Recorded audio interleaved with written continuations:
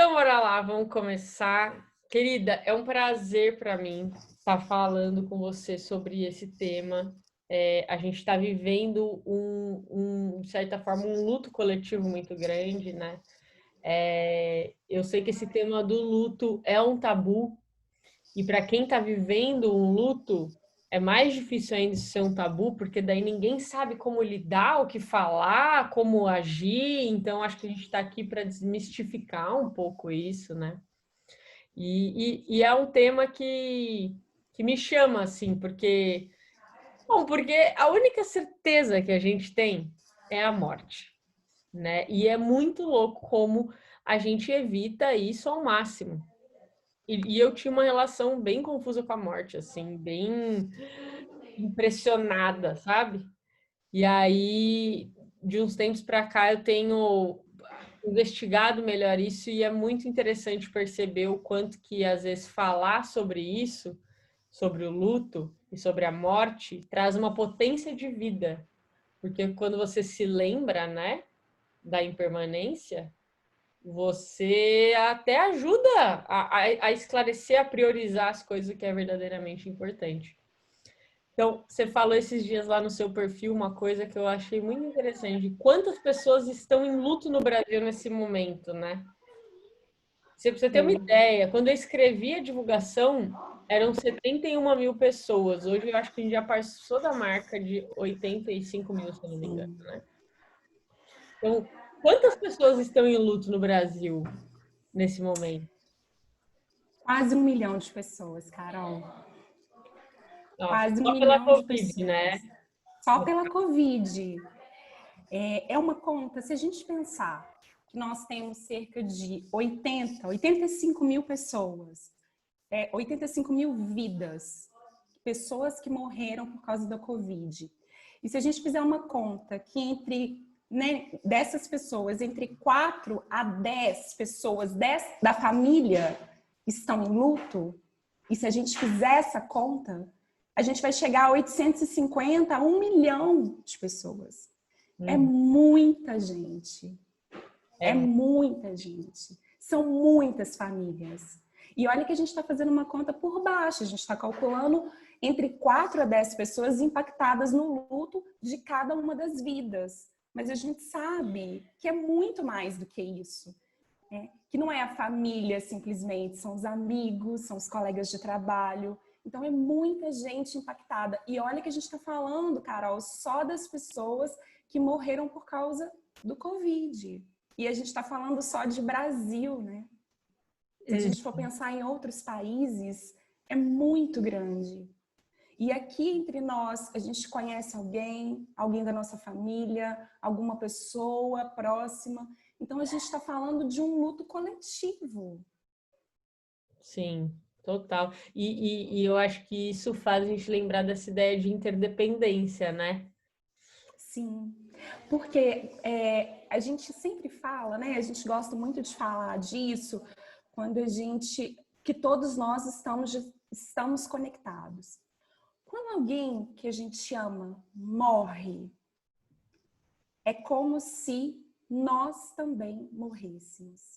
É como se uma parte de nós morrêssemos. Então, quando a gente começa a pensar nisso, a gente vê o quanto todos nós somos interdependentes. Eu sou junto. Eu estou nessa sociedade, eu estou junto com alguém.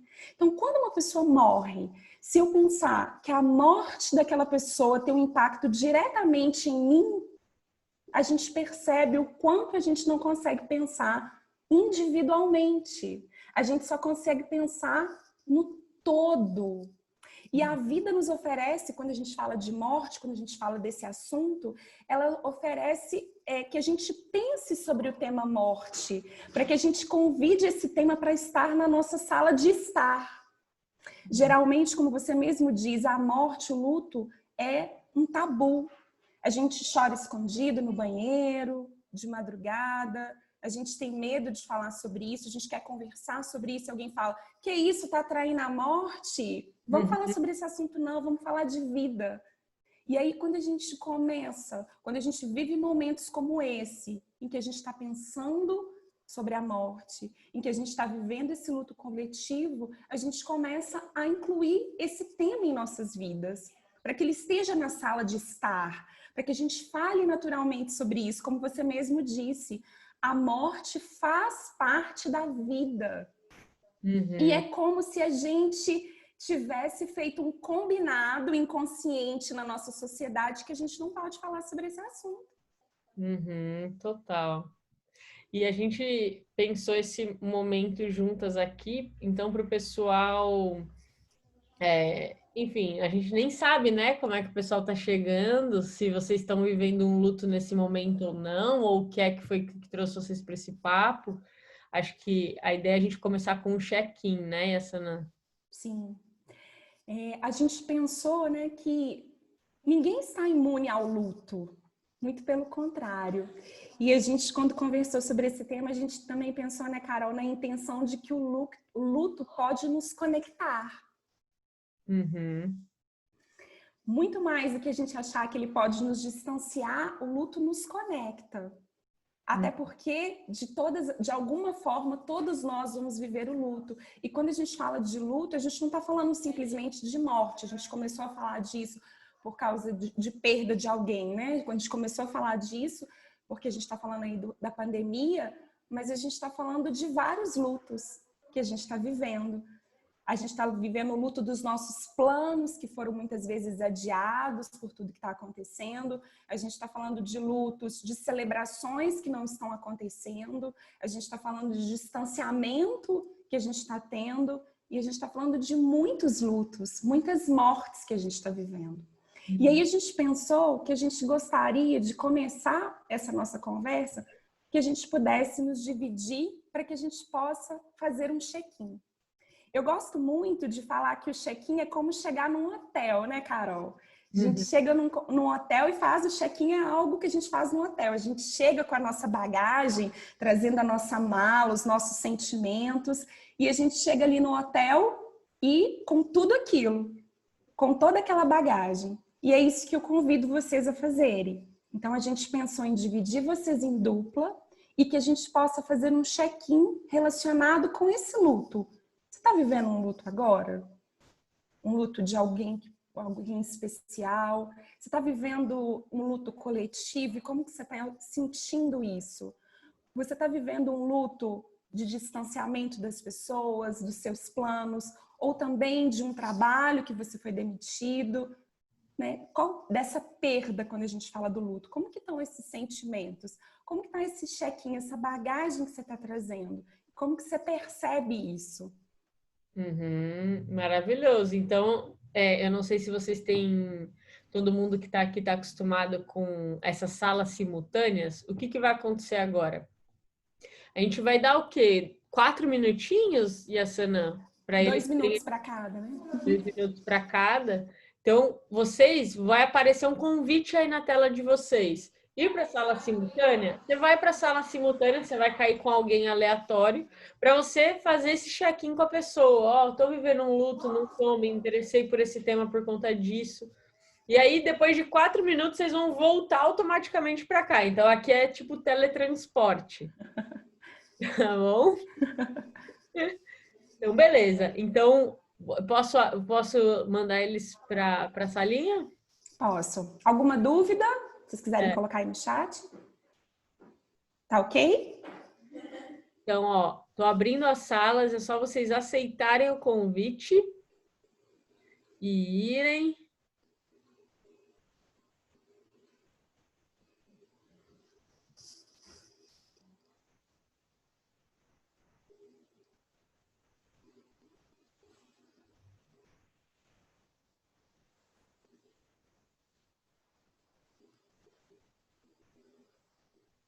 Aí, muito bem.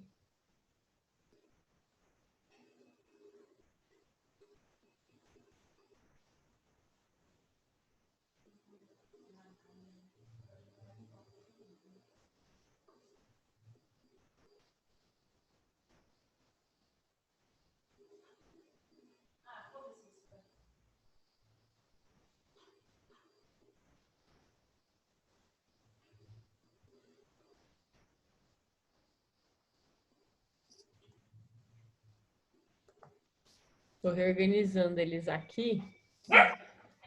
Se você puder marcar o tempo para mim, por favor. Combinado.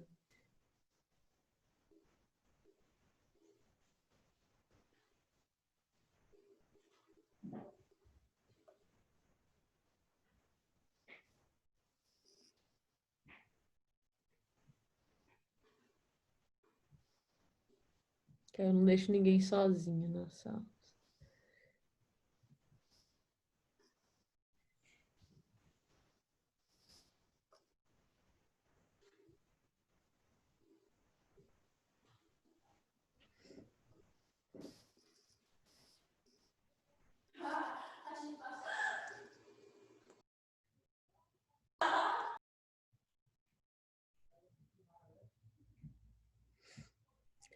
Ô, Flor, deixa eu perguntar. Tem esse barulhinho que tava rolando. É da tua casa, você acha? Ou é da casa de alguém, será?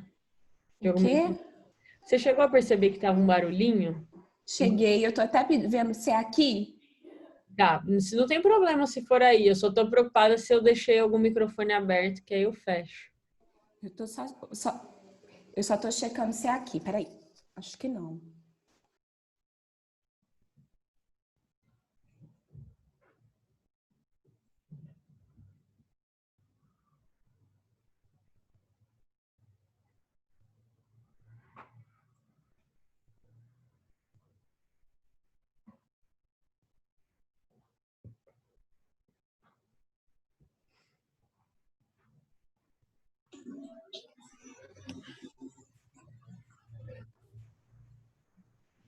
Camila, querida, tá aí? Olá, tudo quê? Tudo bom? Quanto tempo? Carol? Oi, Sana. Ei, Camila!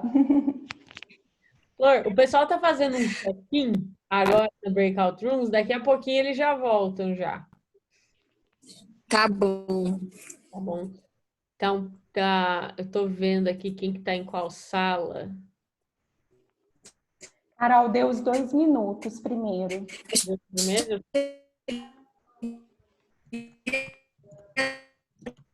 Nada, porque hoje meu filho.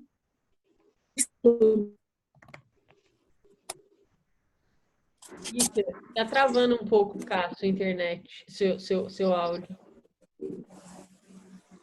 Pois é, eu tentei entrar pelo computador, mas meu celular tá bem ruinzinho. Ah, entendi, entendi. Maria Mas Andréia, não deu pra entrar no computador aqui. esse Zoom, às vezes, né, a internet, às vezes fica ótimo, às vezes atrapalha tudo.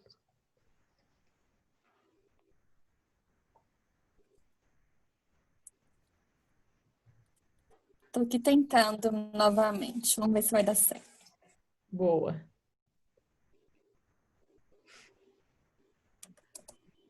Boa noite. Ei, Camila, tudo bom? Boa noite. Dá um oizinho aqui. Aqui, o pessoal tá no breakout rooms? Eles estão fazendo um check-inzinho, assim, do porquê que eles se interessaram por esse tema, se estão vivendo algum luto. Se vocês quiserem, você pode falar aqui nessa sala grandona.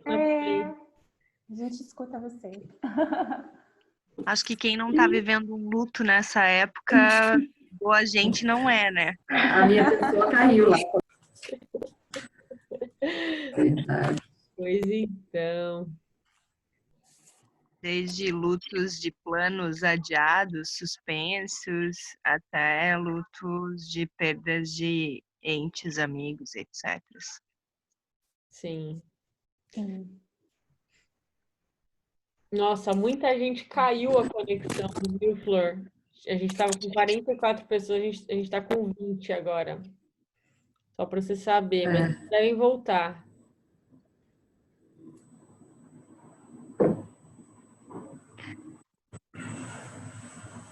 Eu vou Deu pegar um tempo, chá, já Carol. volto aqui, tá?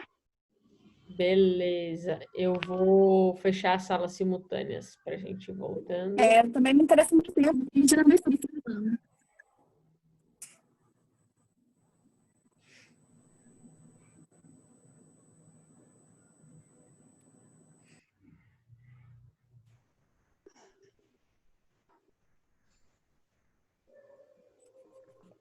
Beleza, estamos fechando a breakout rooms. Eles estão voltando.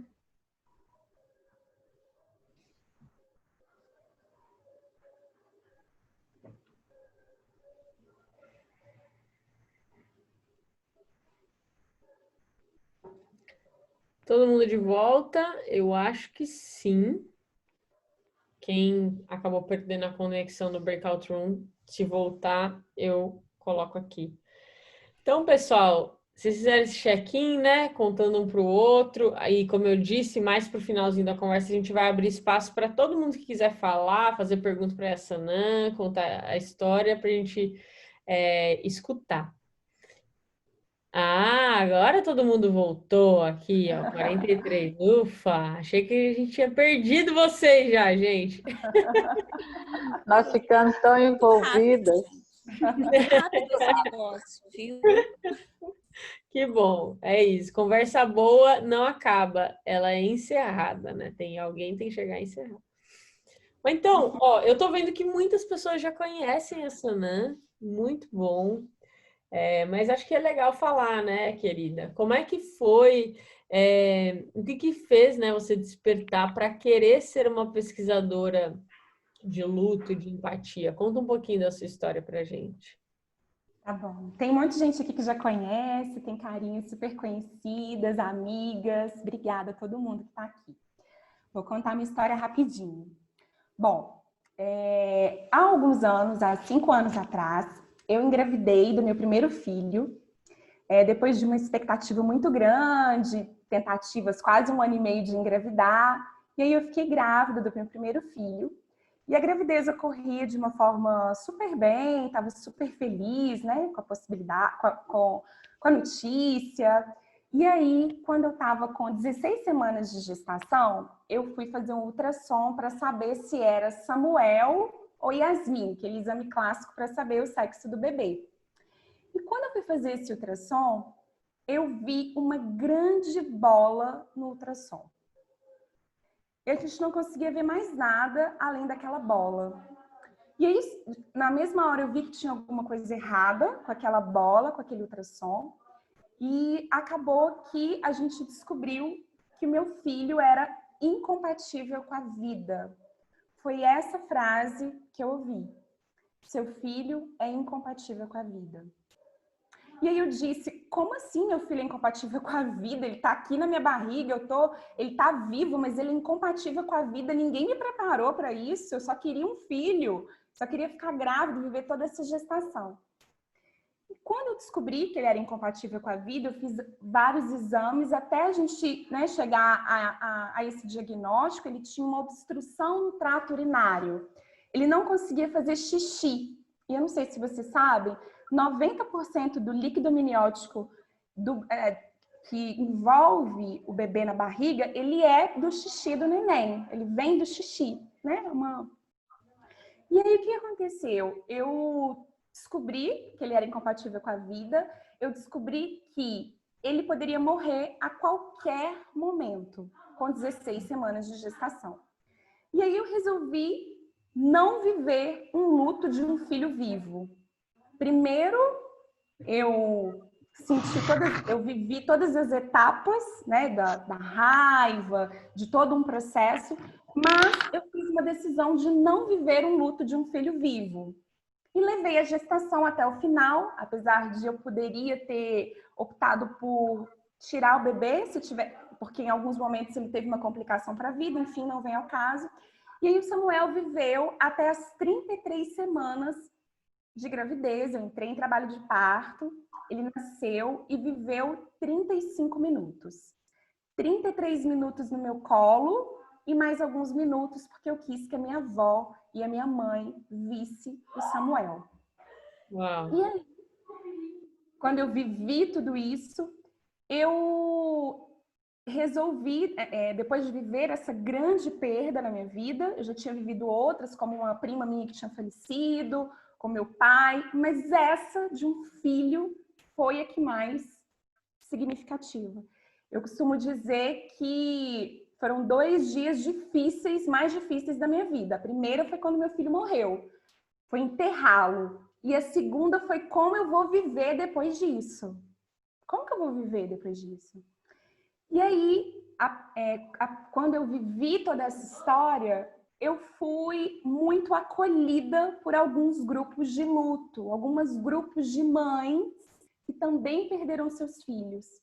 Ao mesmo tempo, eu não conseguia entender aquela raiva que eu sentia. Eu buscava no Google explicação, mas por que meu filho era incompatível com a vida? Mas por quê? Eu tentava buscar uma explicação. E eu não conseguia entender tudo que eu estava vivendo. Eu não conseguia nem às vezes me permitir sentir. E principalmente a raiva me incomodava. Porque eu via uma outra mulher com um filho e eu sentia raiva.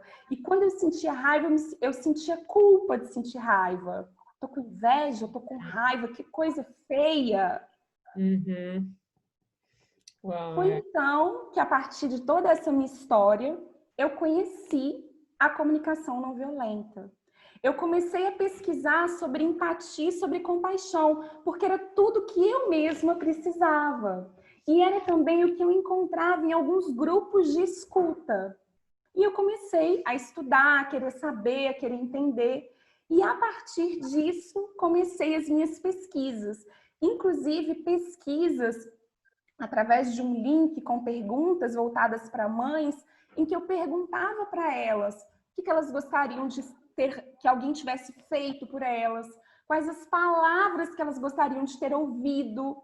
Eu sou formada em jornalismo, então veio muito para mim essa vontade de pesquisar sobre o luto, essa vontade de falar sobre tudo aquilo que eu vivi e também de escutar outras mães e de saber como apoiar alguém que está vivendo, a partir da minha própria história, da minha própria vivência e das conversas que eu tive. Nossa, já de tudo que você falou, várias coisas assim para te perguntar. Você falou que você vivia uma raiva e depois uma culpa por sentir raiva. Eu já vi em vários lugares que o luto ele tem essas etapas, né? Quais são essas etapas, Yassana? Então, até fiz uma colinha aqui para não esquecer de nenhuma.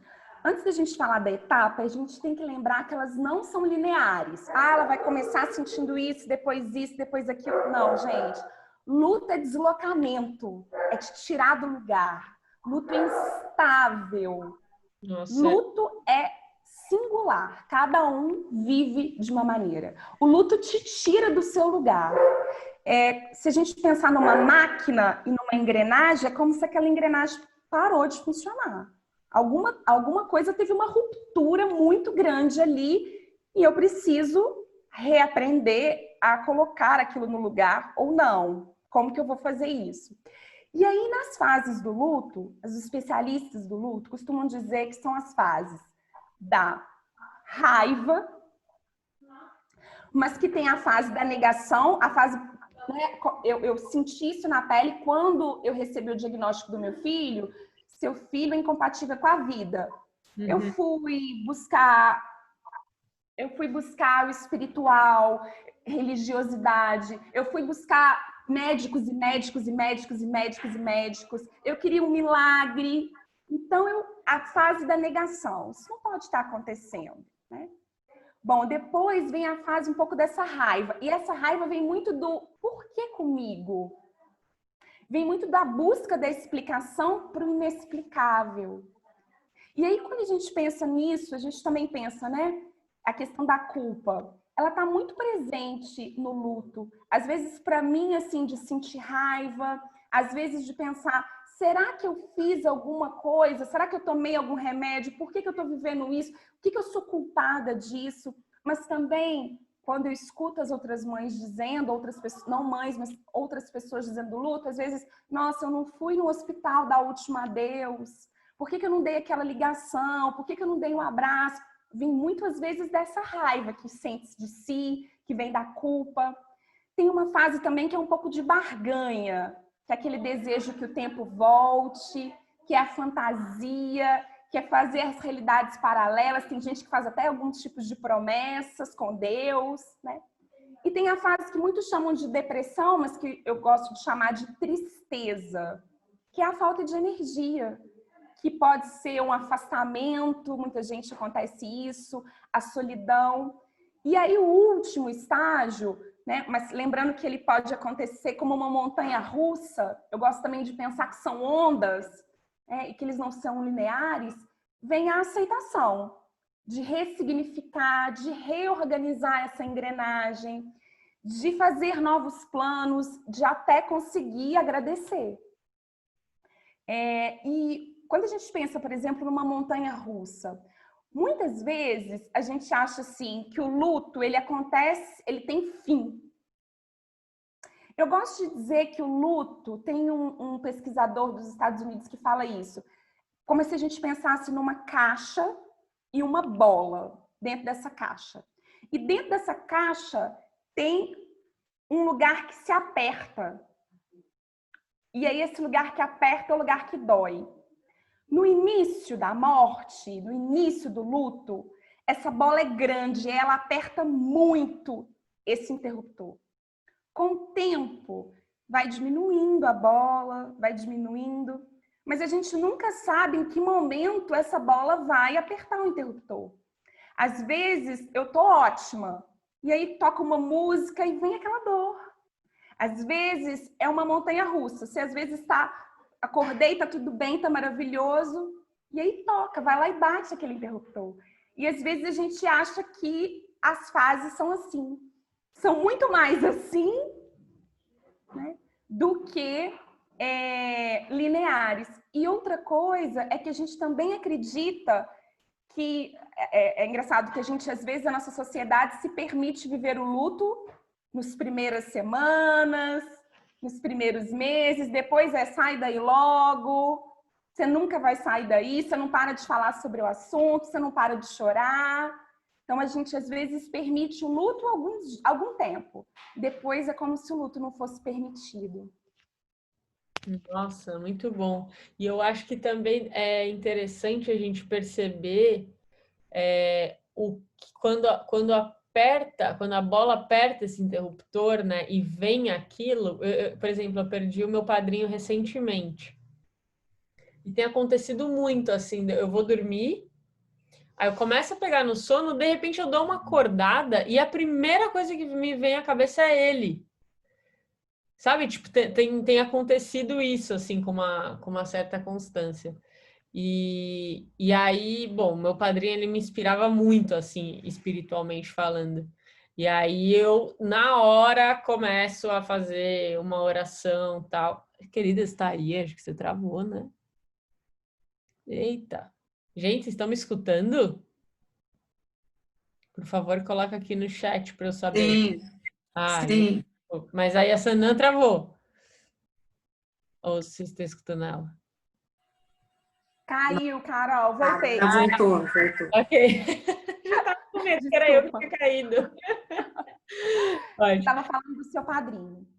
Então, o que acontece quando aperta essa bola, né? Então, eu acho que para cada pessoa, alguma coisa ajuda, né? Eu estava falando que meu padrinho, no luto do meu padrinho especificamente, que é diferente de outros lutos que eu já vivi, me ajuda muito fazer orações que eu sei que ele faria, sabe? Mas é muito doido, né? E aí eu acho que é a relação que cada um de nós tem com a morte. Por exemplo, eu sempre falo que se eu tiver a oportunidade de morrer de uma maneira que dá para eu me despedir da vida, né? Então, se eu não morrer de uma maneira assim, puff, se eu estiver ali pensando, ó, tô morrendo, eu acho que eu quero ficar lembrando do tamanho do universo. Eu quero ficar vendo coisas assim de planeta, de universo, que é um negócio que me ajuda a lembrar, meu Deus do céu, uma infinitude.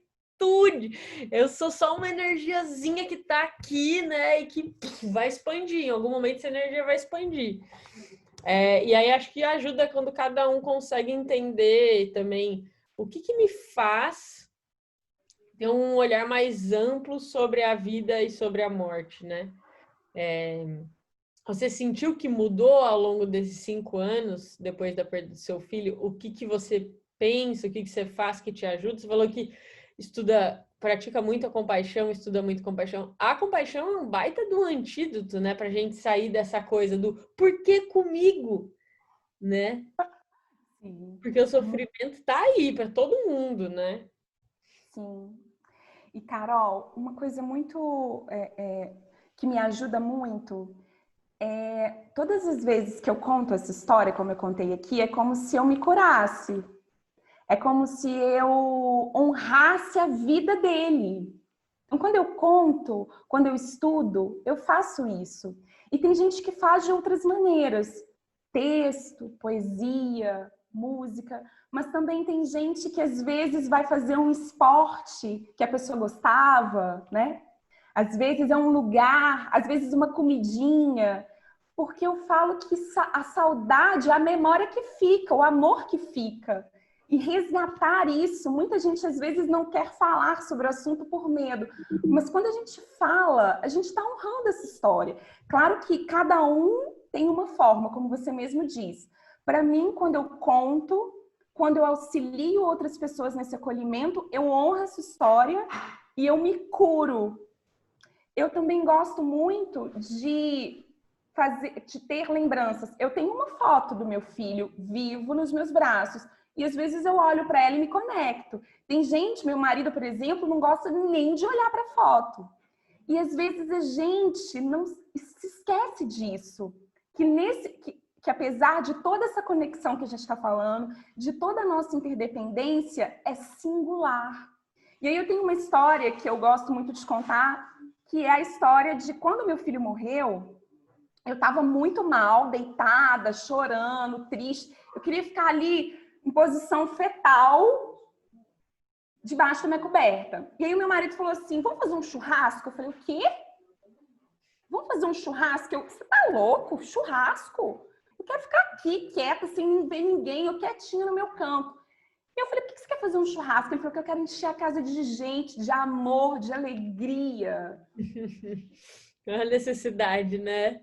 Exatamente. É. Estratégias diferentes. Exato. Às vezes para a mesma necessidade, né, Carol? E às vezes o mesmo sentimento, mas a estratégia foi diferente. E assim, entender isso é muito... A gente consegue abrir um campo que cada um vai sofrer de uma forma, ou que cada um vai encontrar um lugar que essa bola vai doer menos, ou um pouco mais de aceitação de uma forma. Eu tenho uma conhecida que ela raspou a cabeça. E raspar a cabeça para ela foi a forma que ela encontrou de começar a vida de novo quando a filha dela faleceu. Então, cada um tem uma forma. E às vezes a gente acha, chorou muito, chorou pouco, já tá rindo, já tá isso, já tá aquilo, não entendendo que o luto é singular. E que cada um tem uma estratégia diferente para atender uma necessidade. Total. E você falou que você começou a pesquisar com outras mães o que elas gostariam de ter ouvido, né? Nossa, eu acho que isso é uma coisa que seria tão importante a gente falar mais, porque tem pessoas que simplesmente não sabem o que fazer e por não saber o que fazer se afastam totalmente, né? O que você viu nessa pesquisa? O que as pessoas que estão passando por um luto gostariam, assim, de uma maneira geral, visto que as estratégias para lidar com o luto são tão diferentes, né? Carol, a gente não, como o assunto é um tabu, a gente tem muita dificuldade de lidar com o outro. E até antes de falar as frases, a gente tem que falar até de compaixão. Porque muitas vezes, quando a gente quer falar alguma coisa para acolher a pessoa que está nesse processo de luto, a nossa vontade é tirar a dor daquela pessoa. A nossa vontade também, às vezes, mesmo inconsciente, de se achar superior à dor que aquela pessoa está vivendo. E nesse lugar, a gente não consegue acolher, cuidar, conectar com o outro. A compaixão vem nos lembrar da igualdade, vem lembrar que, sim, o outro está sofrendo e ele vai encontrar um caminho para a dor dele. Assim como cada um de nós encontra. Às vezes a gente tem... A minha mãe dizia essa frase para mim muito. A minha vontade é tirar a sua dor, filha. Só que a gente é incapaz de fazer isso. Só que às vezes a gente acha que a gente consegue. Às vezes a pessoa fala, o dia tá... Eu não tenho vontade de sair, mas o sol tá tão bonito. Achando que a gente vai conseguir tirar essa dor.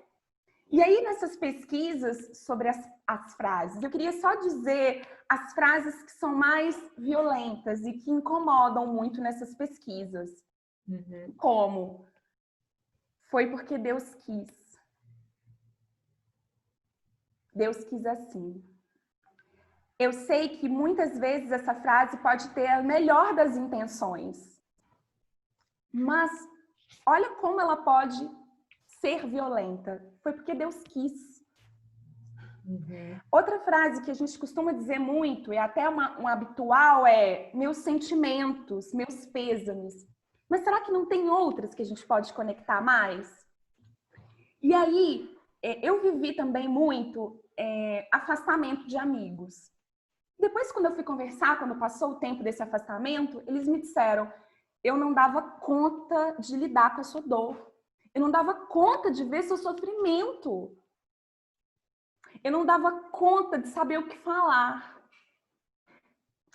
E aí, as frases mais simples são aquelas que mais te conectam. Estou aqui.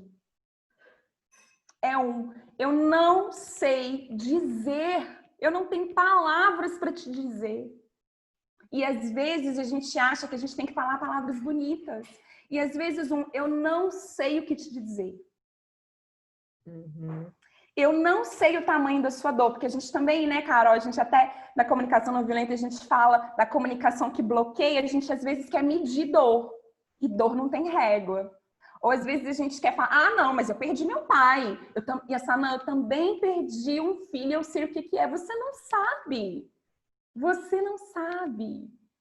E às vezes a gente acha que vai ter uma conexão, mas a gente pode tentar dizer de uma outra maneira. E aí, falar dos sentimentos, foi aí que quando eu comecei a estudar a comunicação não violenta, e a minha primeira professora de comunicação não violenta é maravilhosa, né? Carol.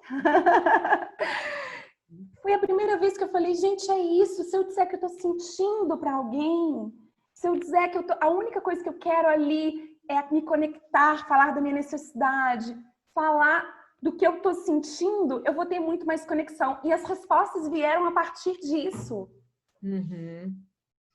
De falar dos sentimentos, de falar que não sabia o que dizer, de falar de muito mais presença. E assim, às vezes a gente acha que é assim, oi, Carol, como que você tá? Tá tudo bem? Tá tudo bem. Aí a gente manda todo dia um tudo bem para a pessoa. E às vezes eu costumo dizer, você tá preparado para essa resposta? Você está preparado para como você está? Porque às vezes a gente não está preparado para essa resposta. Você está preparado para a pessoa te responder de verdade como que ela está? Porque às vezes no luto a gente só quer dizer tô bem, tô bem, tô bem. Ou às vezes eu não quero nem responder. Porque às vezes eu não vou encontrar o espaço da escuta verdadeira. Total. E você sabe que tem uma coisa que eu acho também que todo mundo decide falar com a pessoa, assim, uma pessoa querida morre. Todo mundo quer falar com a pessoa no dia seguinte. A pessoa recebe 57 telefonemas no dia seguinte, depois pronto. Então também tem uma coisa que, assim, dá um tempinho, né? Dali uma semana, manda uma música pra pessoa, né? Vai até a casa dela, fala, vim aqui fazer um almoço para você, vim trazer um chocolate, né? Então, tem uma coisa também que acho que a pessoa ela fica tão desorganizada que às vezes também ajudar ela a lidar com o dia a dia, falar, vem cá, vou lavar essa sua roupinha aqui, vou cuidar de você um pouquinho, né? E depois de um tempo também, não só no dia seguinte, né? Carol, o dia do velório, o dia da notícia, mas e a semana depois? E o mês depois? Que vem a saudade, que o botão aperta, que a bola estoura. E as burocracias que tem que se resolver no momento que você está sentindo mais solidão, deslocamento, intensidade. No luto do meu filho, no meu filho, quando eu fui para o hospital com 33 semanas, e eu não sabia se eu estava entrando no trabalho de parto, o que ia acontecer e tudo mais. Eu fui, e como eu tinha notícia de que ele era incompatível com a vida, eu não levei roupa, não levei nada. E aí a minha melhor amiga, que é a Damaris, falou comigo, eu tinha combinado com ela, quando eu estava um dia eu mandei uma mensagem para ela e falei com ela assim, Damaris, não questione o e-mail, só faça isso que eu estou te pedindo, por favor. Pesquisa para mim como é. Peraí, agora, você não tá ligada. Eu que vejo as pessoas que vão entrar na sala. Damaris pediu para entrar agora na sala. Meu Deus, mentira! Sua melhor amiga tá entrando agora. Nossa, ok. Pode até falar um Damaris, dela. eu acabei de falar de você. Acabei de falar de você, Damaris, você entrou. E aí, Carol, mandei um e-mail para ela dizendo, amiga, eu preciso que você faça isso para mim. Não me pergunte o porquê, não queira saber. Eu preciso que você veja como é o velório, o enterro de um recém-nascido. Ela pesquisou tudo para mim, tudo para mim. E ela me mandou a resposta que eu nunca olhei.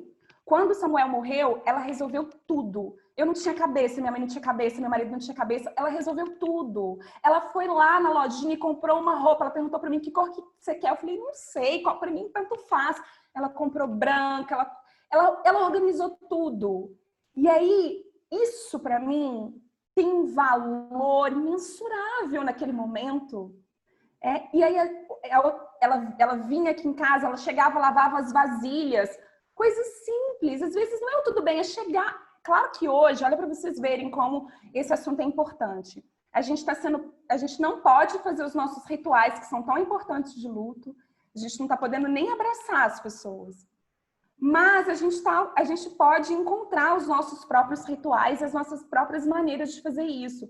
Mas quando ela vinha na minha casa lavar as vasilhas, ou todo dia que a minha mãe levava café na cama para mim, todos os dias, ela não falava nada. Ela fazia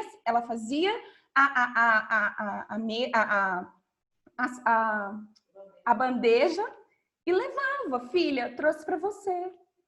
Então, assim, são essas pequenas coisas. Às vezes a gente não acha que precisa de grandes. E eu escutei algumas frases que hoje a gente consegue entender que era um cuidado ou que era para atender a própria necessidade da pessoa de se afastar porque ela não conseguia se conectar ali.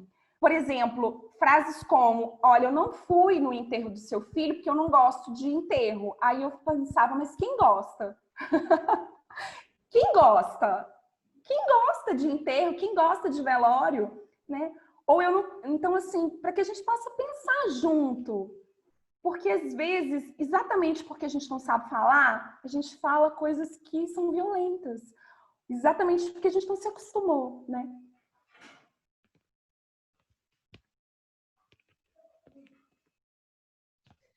Então, acho que é isso, né?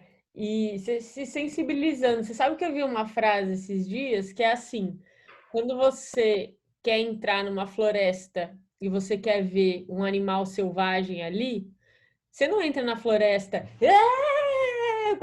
né? A mesma coisa quando você quer chegar na alma de uma pessoa.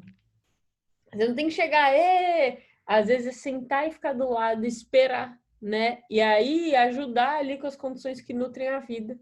E só uma coisa que você falou da CNV, eu uma vez fui dar um workshop numa ONG de direitos humanos e estava começando a ter a intervenção militar no Rio de Janeiro. E aí eu fui falar de CNV para essa galera. Eles estavam assim, acabados, que imagina, tudo que eles não queriam era uma intervenção militar ali nos territórios que eles trabalham.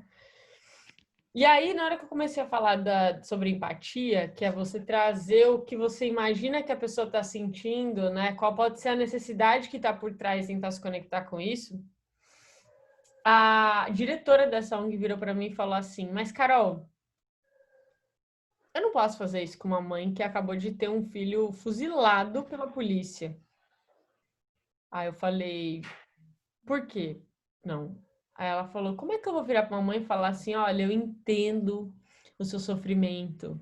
Deve estar sendo muito triste mesmo passar por uma coisa, né, tão avassaladora como essa. Sei lá, começou a pensar, ela começou a pensar como ela falaria, né? Eu falei, nossa, que bom que você trouxe isso. Porque veja bem, às vezes as pessoas aprendem comunicação não violenta e elas não fazem esse exercício de se sentar em silêncio com a alma da outra pessoa. Ela simplesmente quer usar mesmo uma técnica ali. Qual pode ser o sentimento? Qual pode ser a necessidade de falar aquilo e não deixar descer, né? E eu falei para ela, eu falei, você entende o sofrimento dessa mãe? Ela falou, não.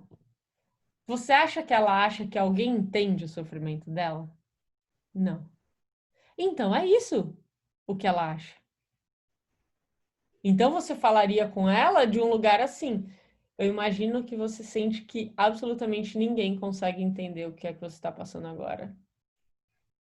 É, né, nesse lugar mais próximo de talvez você realmente falar algo que conecte com ela, né? E que eu acho que teve a ver com essas frases que você trouxe que podem ajudar, né, a conectar. Sim. É deixar atravessar, né, Carol? Empatia. Deixar atravessar, é abrir espaço. É abrir espaço. E às vezes esse abrir espaço pode ser sem palavras. Sim. E uma coisa importante aqui é. Nossa, já faltam 9 minutos para. Meu Deus! Até como voa. E só eu falei aqui, eu queria dar super espaço para quem quiser falar. Quem quiser falar, vai deixando aqui no chat, assim, a gente adoraria escutar um pouco, né, de vocês, assim, como é que esse papo tá chegando aí em vocês, se vocês trouxeram. Ai, a Gi quer, maravilha. Então, só antes de eu abrir, então, Gi, a gente acabou falando agora bastante em como lidar com quem você conhece alguém que está passando por um luto, como chegar mais perto dessa alma, né? Agora, o que a gente pode fazer também, você acha, quando a gente está num luto? Meu, essa palavra, eu nunca tinha pensado nessa palavra, é um deslocamento. Sei lá, que também. Eu sei que cada um vai encontrar a sua estratégia, mas quando você tá completamente deslocado, assim, ó, nada tá fazendo sentido. Você acha que tem algo que a gente pode fazer que pode ajudar, assim, todas as pessoas? De repente, como pedir essa ajuda? O que fazer que pode ajudar, sabe? Eu acho que é uma resposta muito difícil. É, né? Mas eu gosto de dizer que o que me ajudou muito foi o autocuidado. Foi cuidar de verdade de mim, assim. E nesse autocuidado, eu comecei a me ver o que eu faria por mim se eu fosse a minha melhor amiga.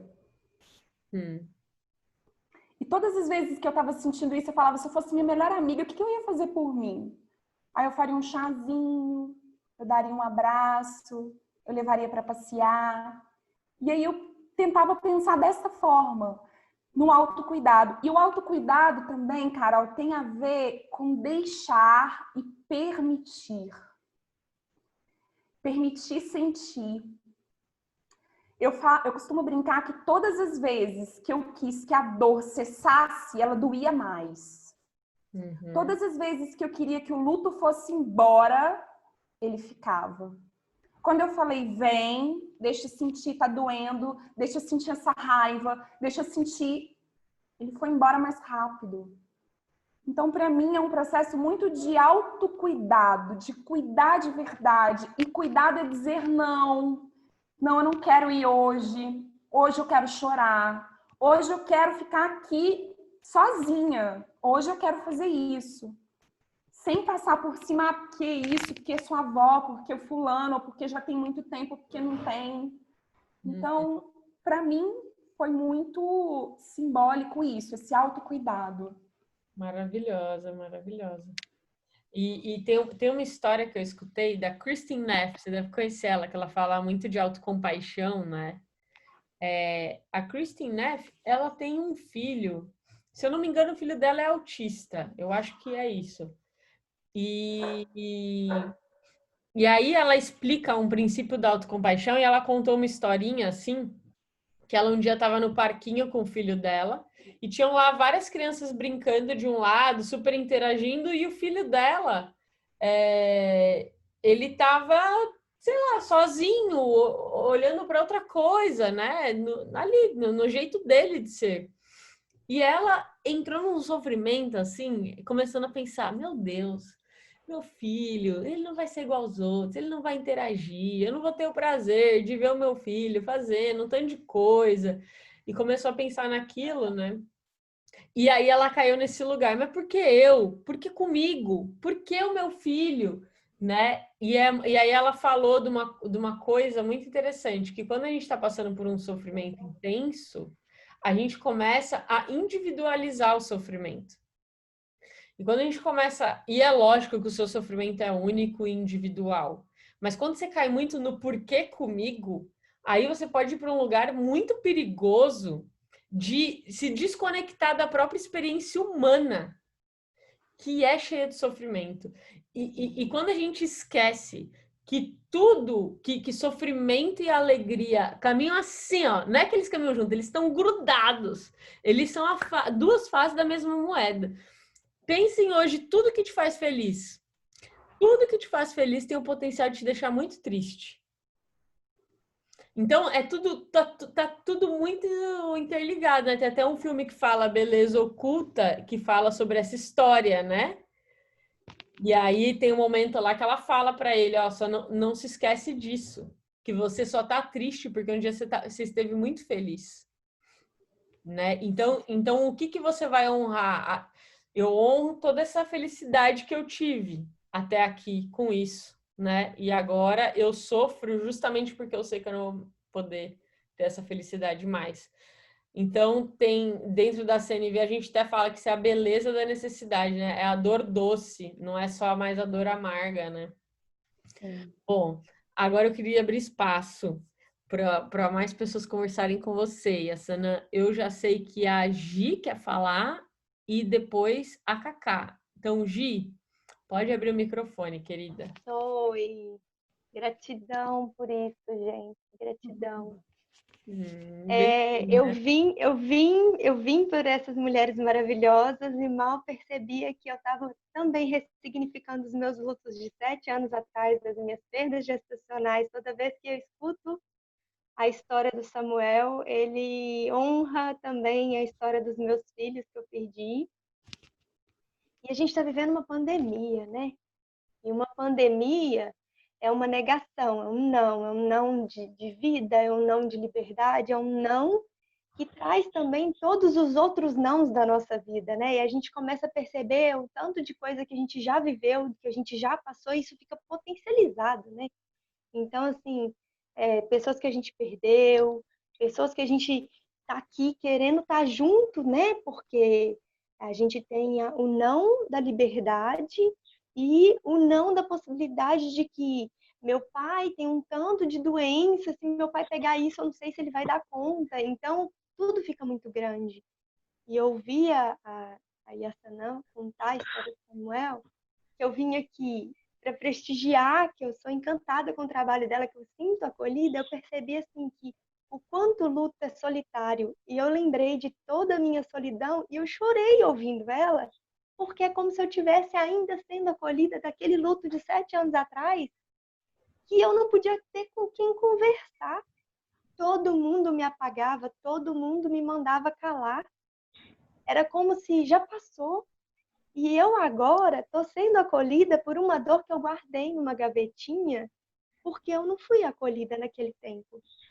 Eu perdi meu primeiro bebê, não foi como a Yassanã, foi sem saber sexo nem nada. E o segundo que eu perdi logo após, eu não contei para ninguém, porque doeu tanto a voz do outro que eu me calei, eu me escondi, eu fui para um buraco e eu não queria ver ninguém. Eu tinha que acolher as pessoas perto de mim, eu era mais forte do que quem eu queria ajuda. Eu cheguei num lugar que eu virei e falei assim, não, para a palhaçada, velho. Aí não, eu tô precisando de acolhimento e eu que tô acolhendo as pessoas próximas a mim. As pessoas próximas a mim, elas não davam conta e eu não tinha esse olhar. Eu não tinha esse olhar. E hoje, ouvindo vocês, eu percebi o quanto que ainda dói e o quanto que ainda é solitário, mesmo 7 anos depois. E hoje eu tenho meu Vitor, eu tenho meu filho, e eu percebo que talvez seja por isso que eu ainda não consegui fazer o que muitas mulheres me pedem, para fazer esses encontros, para a gente conversar sobre isso, porque talvez a dor ainda está latente aqui dentro e eu preciso ressignificar. Então, gratidão por esse espaço. Teve gente aí que até pediu para outro encontro, porque é muito acolhedor. É muito intenso isso, e eu agradeço muito por vocês se importarem com o nosso luto. Isso faz muita diferença. E eu já gaguejei, a bola tá aqui, tchau. Eu amo vocês. Muito obrigada, Gi. Caramba, que bom te escutar. Nossa, e você foi falando, né? Gente, vocês já assistiram a série This Is Us? Chama This Is Us. Vou botar aqui no negócio assim, ó. Maravilhosa série, maravilhosa. E é só uma história de família, assim. E aí a história é que é um casal que tem trigêmeos, só que um dos bebês morre. Só que eles acabam no mesmo dia adotando um outro bebê. E eles vão para casa com 3, um adotado. Então imagina a complexidade disso, né? E tem muitos momentos dessa mãe vivendo ali com 3 filhos, mas, cara, sem esse espaço. Gente, sem espaço para viver o luto daquele que morreu. E sofrendo muito com isso. E em luto por isso. Né? Então é linda, sério. Só uma recomendação.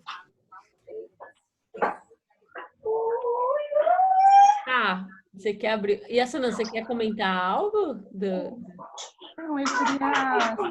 Celebra essa fala da Gi, conheci por sua causa, Carol. A gente se conectou.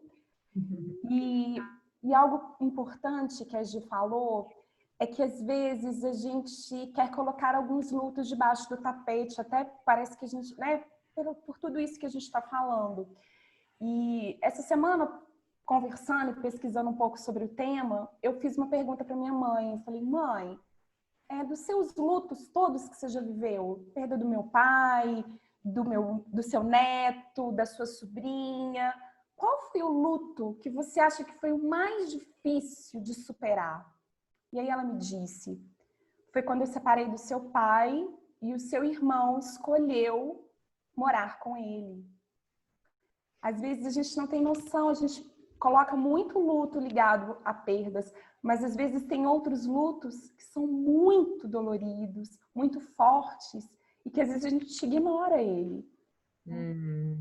Porque são os lutos das escolhas, né? Não às vezes o luto de uma perda a gente pode até pensar em algo maior, em uma espiritualidade. O da escolha, às vezes é uma confusão, né? Sim. Nossa, é verdade. Gente, quantos aspectos do luto realmente daria para fazer? E conhece, né, gente? Ela vai fazer, ó, já tem um curso aqui, já tem um grupo para você. Cacá, pode abrir o microfone, querida. Oi, gente, boa noite. Carolzinha, morrendo de saudade de você. Então, um luto que eu tive na pandemia foi que eu ia para Florianópolis, né? E não podia ir. Em casa, poxa vida. Pois é. Mas eu fiquei com vontade de compartilhar com vocês, né? Porque eu já tive algumas perdas, assim, perdi meu primeiro marido, depois meu pai, depois minha irmã, depois minha mãe. E como que isso, eu fui aprendendo a lidar com isso. Então, quando meu primeiro marido morreu, eu tinha 39 anos e a minha filha tinha 10, né? E foi um susto, assim, que ele ficou doente. A gente descobriu também um câncer de pulmão, mas foi muito rápido. Demorou muito até o diagnóstico. E aí, eu vendo o sofrimento da minha filha, da Luísa, eu tentei não ficar falando muito dele, sabe? Eu achava na época, né, que eu tinha que, como alguém aí falou, né, não ficar falando nesse assunto, sabe? Não ficar remoendo, porque eu achava que ela tinha que superar. Então a gente mudou de casa, ela mudou de escola, mudou tudo. E depois eu fui vendo quão isso foi ruim na vida dela. sabe? Aí depois eu perdi meu pai e eu senti na minha família também esse processo, assim, meio de, mas meu pai morreu bem velhinho, estava doente e tal, então, já estava na hora mesmo e tal. Aí minha mãe ficou doente, ficou muito doente, foi para o hospital, estava muito ruim. E a gente, assim, naquela de esperar ela morrer todo dia, né? Recebia um telefonema, levava um susto, mas já achava, não, foi minha mãe. Aí, quando estava acontecendo isso, a minha irmã tem um infarto fulminante com 62 anos e morre. A minha mãe estava no hospital e todo mundo esperando que a minha mãe fosse morrer e morreu minha irmã, que ninguém esperava. E foi, assim, um choque. Eu lembro que na hora que meu cunhado me ligou de madrugada para me contar, assim, parecia que tinha aberto um buraco no chão, assim, que eu ia sumir, sabe? A sensação era essa. E aí foi aquela loucura toda e tal. A minha mãe nem soube que a filha dela tinha morrido, porque a minha mãe estava no CTI, não tinha a mínima condição, só foi saber depois. E lá no velório da minha irmã, todo mundo assim muito consternado, todo mundo muito assustado. E aí, eu acho que foi o filho dela, meu sobrinho, eu não lembro quem foi. Eles não tinham assim, nenhuma religião, aí ele falou assim, quem quiser, eu queria que contasse alguma história que teve com a minha mãe, alguma coisa. E aí uma pessoa começou a contar, outra começou a contar, e aí a gente até riu, porque ela era muito engraçada, então começaram a contar histórias engraçadas. Cara, e aquilo deu um sentido, assim, sabe, para a vida dela. Foi incrível, assim, sabe? Acho que um contorno, sabe, para aquele sofrimento que a gente estava tendo. E a gente ficou assim muito... Então, até eu coloquei aqui no chat, que também, quando eu era mais nova, eu também falava, eu odeio para enterro, não ia enterro de jeito nenhum. E depois disso, eu passei a sempre tentar ir, quando é parente próximo de algum amigo meu e tal, porque eu vi como era importante naquele momento eu ter aquelas pessoas do meu lado, né? Eu tive muito apoio, foi muito importante. Então, aí 2 anos depois a minha mãe morreu e aí a gente fez esse mesmo processo. Aí acho que já foi assim uma coisa que a família assumiu, né? Não, vamos contar as histórias. Aí a gente cantou no velório dela a música que ela cantava pra gente quando a gente era pequena para dormir, sabe? E então é isso que a Sana está falando, assim, que eu acho que você cria rituais que ajudam a gente a dar sentido alguma para aquela vida, né? Que a pessoa está indo, mas que como foi gratificante a vida dela para aquelas pessoas que estão ali, né?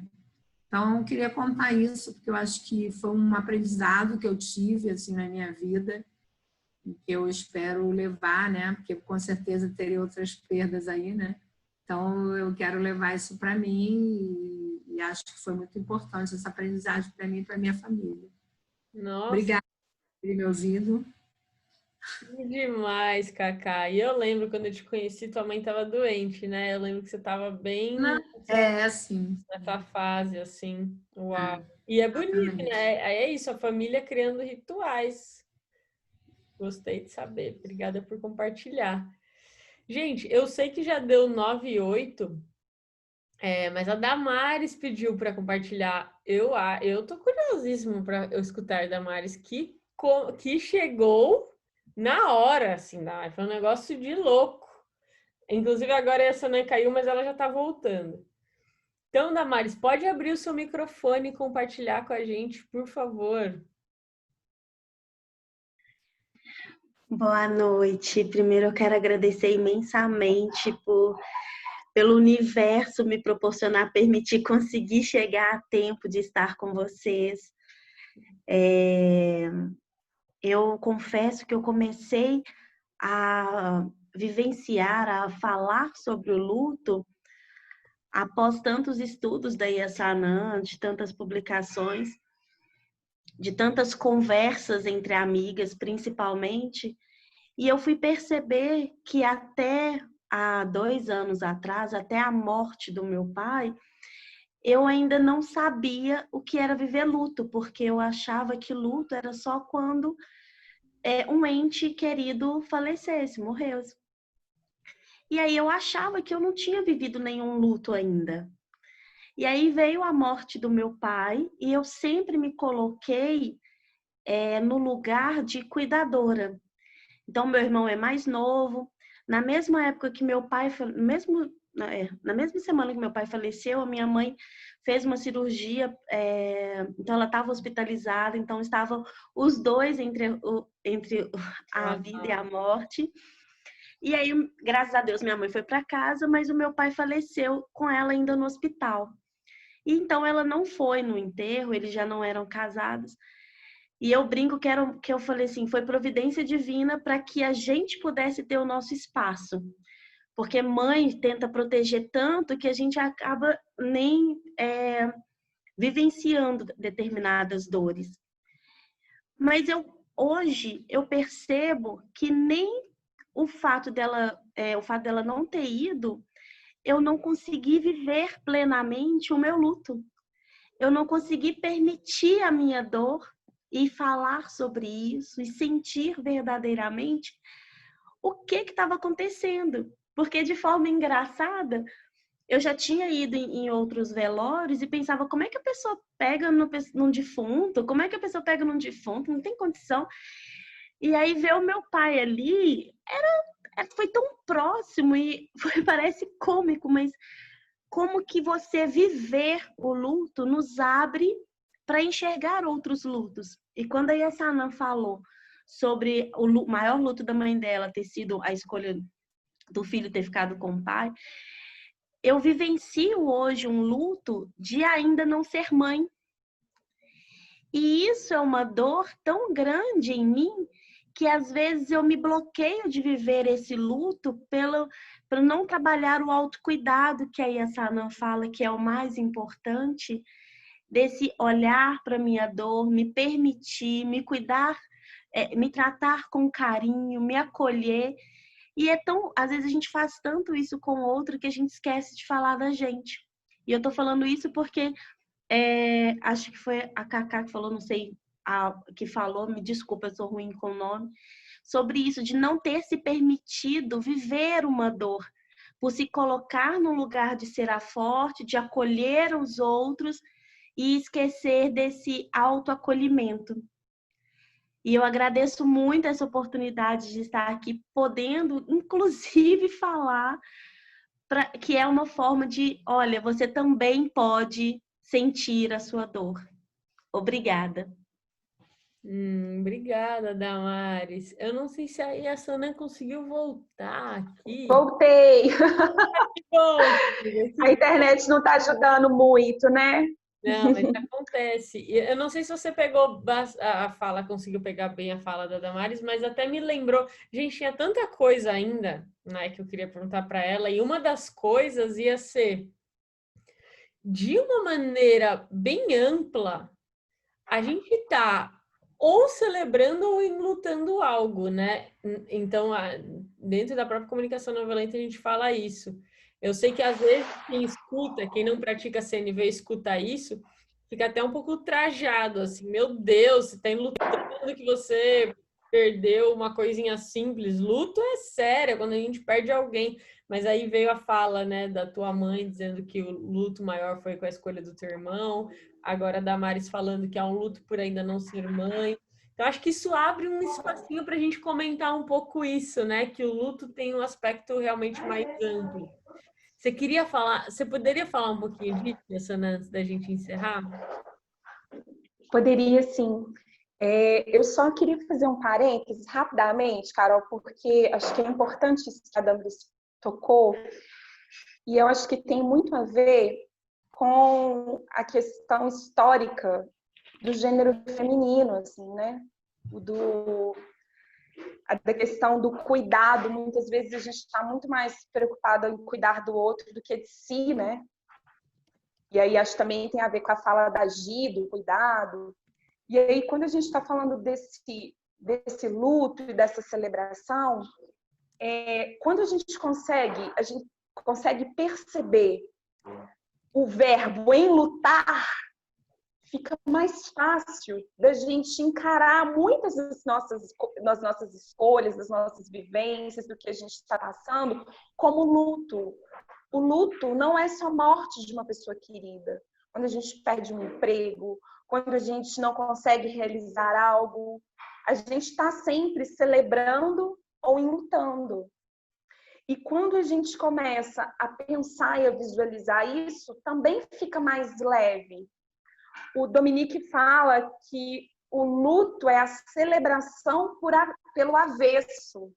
Eu gosto muito desse conceito, assim. É a celebração pelo avesso. E quando você começa a pensar nisso, fica mais leve. E quando na CNV o Marcha nos convida também a enlutar, e todas as vezes que a gente luta, é quando as nossas necessidades não são atendidas e a gente consegue perceber isso e conversar com essas necessidades que não foram atendidas. E também quando a gente consegue, quando a gente é menos que perfeita, né, Carol? Que é um conceito que ele fala que eu gosto muito. Quando eu não consigo ser menos que perfeita, então, por exemplo, outro dia eu deixei minha filha Yasmin cair da cama. E eu fiquei me sentindo culpada, e fiquei com raiva de mim e tudo mais. E aí eu fui olhar para aquele sentimento de raiva, aquele sentimento que eu tava de culpa. E aí quando eu olhei, eu falei, eu queria ter deixado ela cair da cama? Não queria ter deixado ela cair da cama. O que naquele momento, hoje, pensando naquele arrependimento de ter deixado ela cair da cama, o que eu tava ali? Bom, eu estava cuidando de outras coisas e por um momento eu distraí. Mas qual que era aquela minha necessidade que não foi atendida? Como que eu posso olhar para aquilo? Como que eu posso imutar aquele fato na minha vida, olhando para aquele olhar daquele momento que eu estava cuidando? Porque a gente está sempre cuidando de algo. E às vezes a gente se esquece disso. E quando as nossas necessidades não são atendidas, a gente consegue enlutar, fazer este exercício. E quando as nossas necessidades foram atendidas, que a gente consiga celebrar. Nossa, é muito maravilhoso. Muito maravilhoso. Querida, eu quero, antes de mais nada, te agradecer a sua disponibilidade. Começamos esse papo. Algumas pessoas falaram que precisaram sair, mas mandaram uma mensagem maravilhosa. Acho que é o primeiro papo que você começa com um número de pessoas e vai com eles até o fim. Vocês ficaram aqui. Muito obrigada também a todos que ficaram. As pessoas perguntaram se vai ficar gravado. Tá gravado no meu computador. Amanhã eu vou fazer uma viagem até São Paulo. Então, na quinta-feira, eu coloco lá no YouTube do Instituto Che, mando o vídeo também para você colocar nas suas mídias. Tem pessoas aqui falando por uma vivência mais longa. Esse papo com a Yassanã, ele está sendo uma sequência de 3 conversas. Então, na semana passada eu fiz uma conversa sobre imaginar o futuro, agora é uma conversa sobre luto, e depois é uma conversa sobre conversando com quem pensa diferente. Mas eu acredito, assim, que quem queira aprofundar nesse tema, segue junto da Yassanã, cola nela, que com certeza vocês podem participar de algum próximo workshop, né, Yassanã? E, aliás, você tem alguma coisa vindo por aí, assim, que você gostaria de divulgar? Então, eu faço parte do pessoal do Espaço, junto com o Lucas, que você conhece, a Cristiane. E agora, em agosto, a gente vai abrir um grupo novo para a gente poder conversar. E, inclusive, a gente quer fazer um grupo para que a gente possa estudar e conversar e acolher o luto. Então, a gente vai divulgar a partir das próximas semanas aí. Lá no Espaço, mas no Missão também eu vou divulgar, tá bom? Ai, que maravilhoso. Eu também vou fazer um curso que chama Caminho da Comunicação Autêntica. Vai ser dia 11 de agosto. Quem quiser continuar me acompanhando. Põe um link aqui seu, Yassanã, para o povo que... Você tem um link aí? De repente, para o pessoal seguir e acompanhar esse encontro. Quem quiser me seguir é esse daqui. Eu queria agradecer muito, então. E sabe a música que a gente recebeu vocês? É essa música aqui, ó. Dessa cantora do Mali, chama Oumou Sangaré, e se chama Jorolen. É uma música que, na tradução, ela fala assim, que tem um passarinho que está chorando na floresta, mas é um passarinho que ele está chorando por todas as pessoas que já perderam os seus pais, né? E aí é a coisa mais linda essa música. Então imagina que se você está vivendo um luto, que possa ter um passarinho lá na floresta conectado com você, com esse sentimento, né? Então eu queria para a gente ir saindo também. Fiquem à vontade para sair a partir de agora, mas eu vou deixar a música tocando mais um pouquinho aqui para a gente.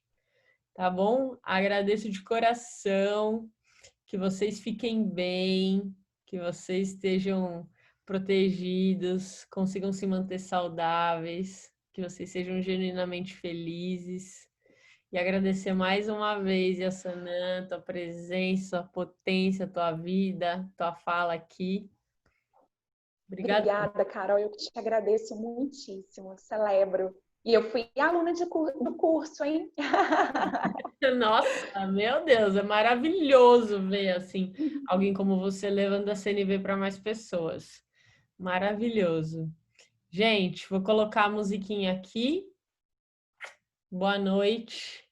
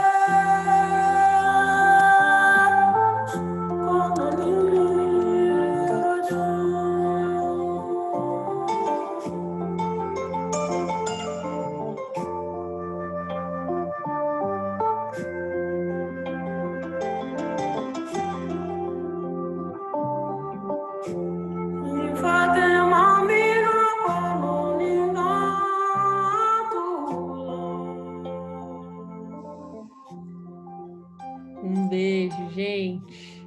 Boa noite. Obrigada.